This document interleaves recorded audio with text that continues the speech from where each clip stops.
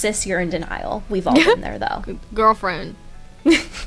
Welcome to the Long Live Taylor podcast. Believe I'm still bejeweled when I walk in the room. I don't even think she's trying. I think she's very out there. Like, I want you to jump my bones. We not know about her and Joe. We were delusional. Yeah, you're not going to win with that attitude. I'm ready to win. Ross is biting me. Stop biting. We're your hosts, Kaylan and Leanna. Let's get ready to explore all the eras. Hey, welcome back, everybody, to this week's episode. We are going to be going over I think a controversial song. It's I Can Fix Him. No, really, I can.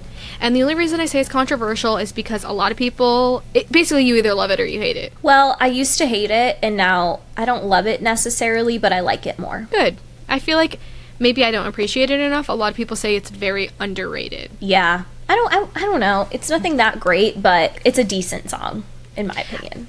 Yeah, I think I like the overall thought and theme of the song more than the actual song. Yeah. And I think agree with that. I think maybe I'm not a big fan of the production. Yeah, I agree. It's kind of boring. Yeah, so we'll see. Maybe after we go through it and read it, we will like it more. Yeah. Okay, let's jump right in. First one. The smoke cloud billows out his mouth like a freight train through a small town. The jokes that he told across the bar were revolting and far too loud. She's setting the scene. Smoker in a bar, being inappropriate, being loud and obnoxious, setting up the scene that he's just kind of a douchey. I was going to say a dick. Yeah, a dick. I also was going to say, didn't we just talk about seeing someone from across the bar? What song was that? We talked about I'm Gonna Get You Back. Yes. And so it kind of makes me think like it's kind of like that same scene. Mm-hmm. But I guess, yeah, in my mind, I feel like it's the same time period, kind of. Mm-hmm. This might be like foreshadowing a little, but it's like she sees him from across the bar, and just like I'm gonna get him back, she's kind of prefacing like what is going to happen in the future. Yeah. Okay, moving on right away. Yeah. We got it. And I think it kind of, the music along with the lyrics sets the scene. I'm imagining it's dark, it's moody, it's almost olden times. Yeah, I was going to say 60s, it's like 70s. I was going to say Wild West. Yeah, I agree with that. Okay, chorus. They shake their heads saying, God help her, when I tell him he's my man. But your good Lord doesn't need to lift a finger. I can fix him. No, really, I can. And only I can. I really like the chorus because I think that is the most relatable part for me.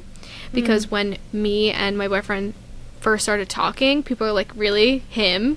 Like, he's an asshole. And in my mind, I'm like, I can fix him. Like, we can make this work. Like, he's not... He has never been an asshole to me. Obviously, I have seen his asshole tendencies. But, like...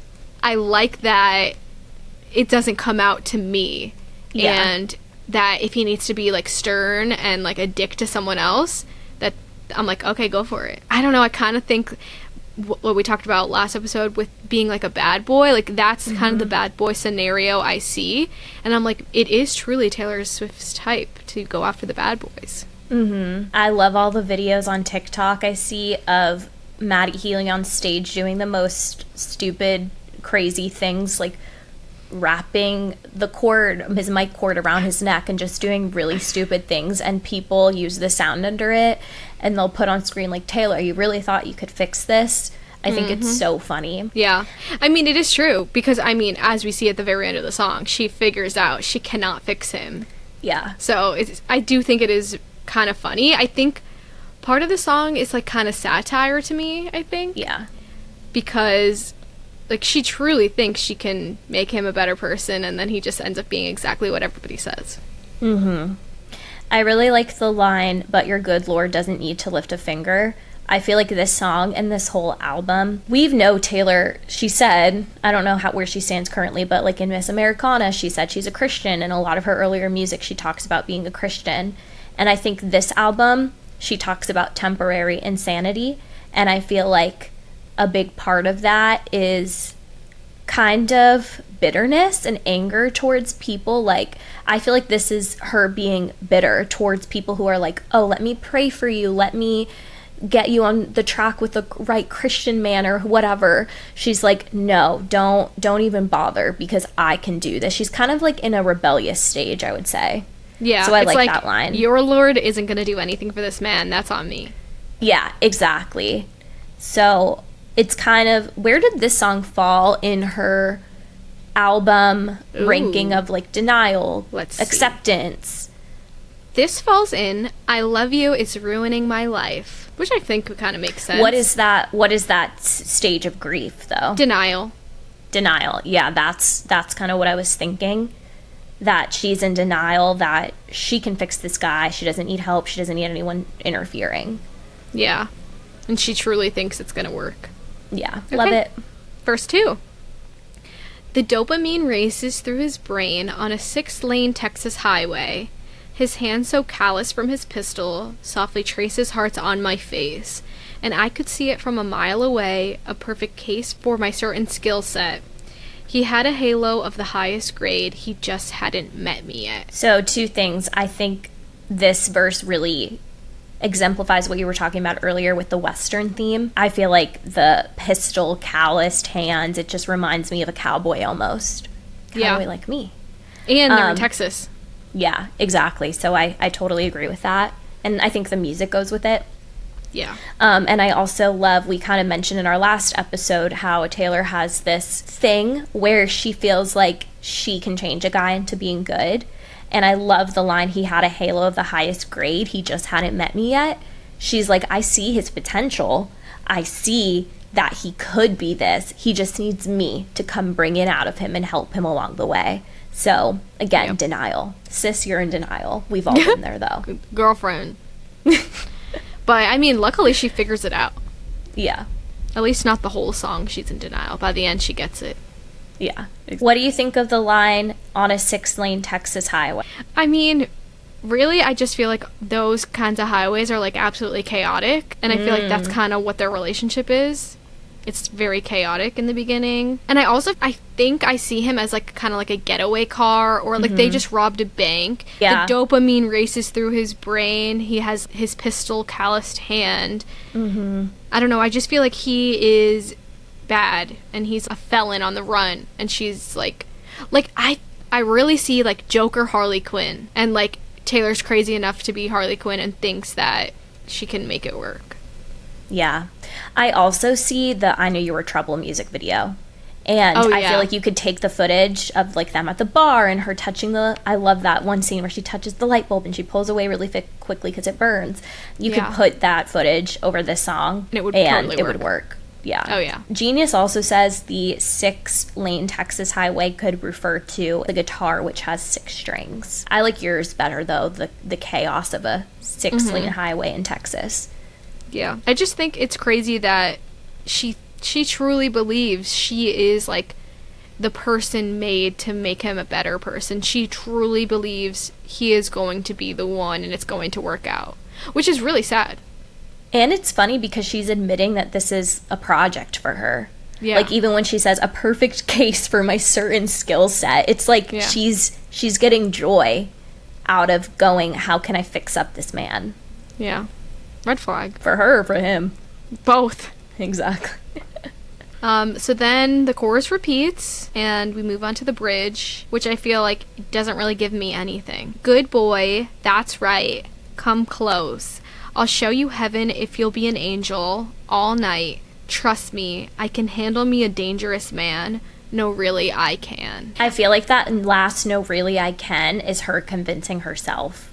Yeah. It doesn't, the way she sings it, to me at least, doesn't sound, it sounds a little bit confident and cocky, like maybe a few percentages, but the majority of it sounds to me like, no, really, I can. Like, there's a question in there. She's doubting, could she even do this? Yeah. And I think the bridge kind of is, like, seductive. It's like, good boy, come here, come close, like, I'm gonna get ya. Okay, yeah. I guess not really.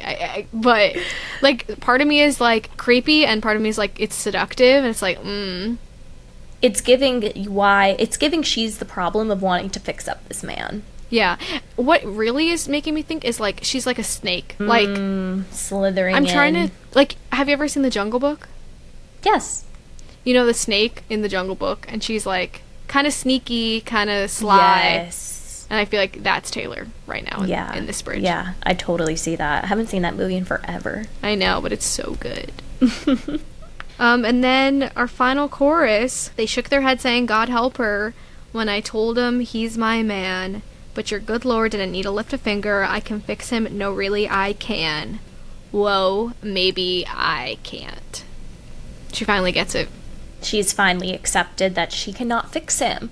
And it's the same pattern so many of us run into, where you're like, I can just do you. We want to fix up these men. I feel like we want to fix them up because we feel like if we fix them up, it's some kind of reward for us. And we're like, if we're the one to fix them, they're going to stay and they're never going to leave us. But it doesn't work. Like, people have to want to change themselves.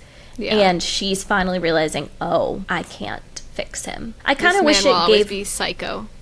I kind of wish it gave a little more in between. Like, we don't really see what happens between her saying she can fix him and then admitting she can't. Yeah, like, I kind of want to see her fixing. Yeah, or I kind of want to see the moment she realizes, like, what is that thing that made her realize, oh, I can't? What happened? What transpired? But, like, she doesn't really take us along the journey as much from how she got to point A to point B. Yeah. But I think it still works. Like, we get the point that she realized she can't. I feel, I'm gonna say, like, this is my least favorite on the album. My least played. But I do, in my mind, I feel like she added this just to show, like, her thought process. Everyone's like, why the fuck are you with Maddie Healy? And I think this is kind of defending herself slightly. But then we're it's also showing like, the temporary insanity. And I think it's a good transition song. Like, what two songs come before and after this on the Tortured Poets album? Whatever it is, I listen to the before and the after, but I always skip this one. So it's Who's Afraid of Little Me, and then into I Can Fix Him, No Really I Can, and then into LOML. So I think that makes sense, where she's realizing, oh, I can't fix him. I lost him. Yeah. Wow, that's actually really sad. I know. But yeah, I think it's a decent song. It's not my least favorite. I think Cassandra or Robin are my least favorite, but those are on the anthology. You but gotta if I give them had to more pick plays. a least... You gotta give them more plays. Yeah. I think if I picked a least favorite on just the regular Tortured Poets, this would probably be it as well. I just think, like, when you're comparing it to the other songs, it just doesn't really give me anything. Yeah. I don't know. I feel, like, because it's not a bad song. Yeah. Just everything else levels up. Okay. Any other thoughts on the song? I think we summed it up. Okay. Let's drop everything now. Yes. Let's do it. Want to play for me first? Yes. Paris. Yes. All of the girls you loved before. Yes. Smallest man who ever lived. Yes. August. Yes. I'm doing so good with August. Oh.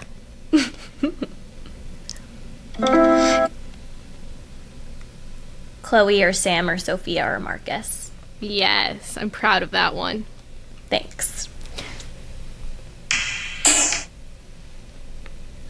Tortured Poets Department. Yes. I know. I Can See You. Good job. Thanks. I told you I've been studying. Ready for it. Yes. Delicate. Yes. Cardigan. Yes. Mirror Ball. Yes. Karma. Yes. I got that one last time. I'm Gonna Get You Back. Yes.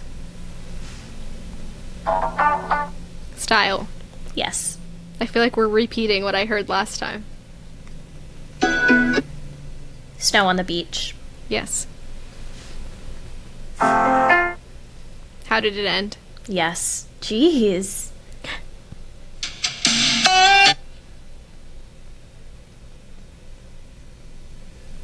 Tied Together with a Smile.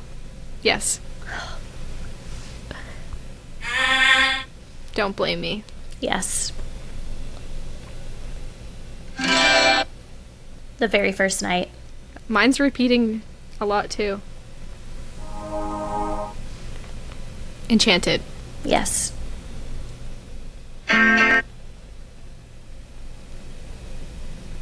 It's different. Yes. Oh. My boy only breaks his favorite toys. Yes. That's a hard one. Oh, can you play it one more time?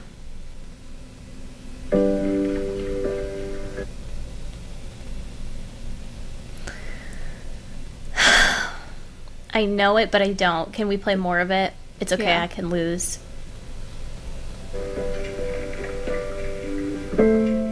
Ah, dear reader. Yes. I played 2 seconds at first, so I don't feel bad. I love that song too. Okay, thank you everybody for listening. Sorry this week's a little short. It's just like a short and sweet episode. Gotta just give it to you, in and out, ready to go. Anyway, if you enjoyed, you can follow us on social media at Long Live Taylor Pod.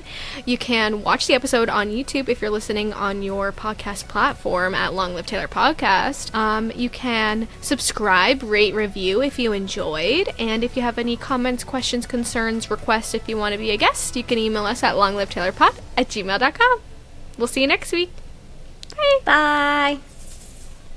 Oh, Ross said bye too.